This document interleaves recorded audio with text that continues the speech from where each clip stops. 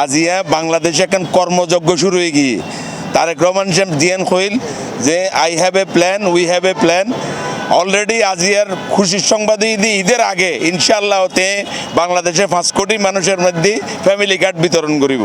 পবিত্র মাহে রমজান উপলক্ষে মাসব্যাপী পথচারী রোজাদারসকলের মাঝে ইফতার বিতরণ কর্মসূচি শুরু করা হয়। প্রথম রমজানতন এই ইফতার বিতরণ কার্যক্রম আনুষ্ঠানিকভাবে শুরু করা হয়।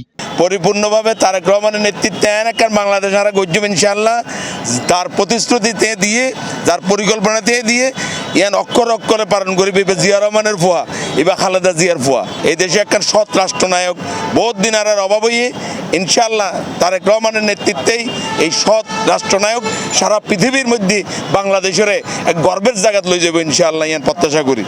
আর গত বছর ইনশাআল্লাহ প্রত্যেক বছরে চেষ্টা করি, গত বছর আর শহরের 10খান স্পটত গেছিলাম, এই বছরও শুরু করছি ইনশাআল্লাহ খড়ে যায় শেষ হয়। আর আন্তরিকতা চেষ্টার কোনো কমতি নাই ইনশাআল্লাহ।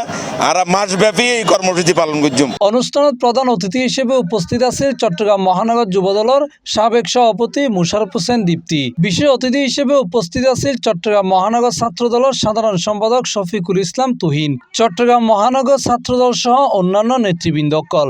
মাসব্যাপী এই ইফতার সামগ্রী বিতরণ কর্মসূচি আয়োজন করছে চট্টগ্রাম মহানগর যুবদল কুলসিতানা ছাত্রদল। আয়োজকল জানাই রমজানের সংযম ও সহমর্মিতার বার্তা ছড়াই দিবেলে এবং পথচারী রোজাদারসকলের সহায়তা করিবেলে এই উদ্যোগ লয়। আমরা প্রতি বছর একা চেষ্টা করি যুবদল ছাত্রদলের পক্ষত সাধারণ পথচারী যারা থাকে ইতার মাঝে ইফতার বিতরণ করি পেলাই। কারণ রোজার মধ্যে বহুত জনে ঘরে যাইতে সময় লাগে, বহুত জন রাস্তা ইফতার করে, তো ইতারা ব্যাগের সুবিধাতে আর আজ চিন্তা করছি যদি এই প্রথম রমজান থেকে শুরু করি প্রত্যেক মানে রমজান যতদিন শেষ না হয় এতদিন পর্যন্ত আর এই কর্মসূচি অব্যাহত থাকিব। রমজান হইলে আত্মশুদ্ধির মাস, এই মাস সিয়াম সাধনা মাস।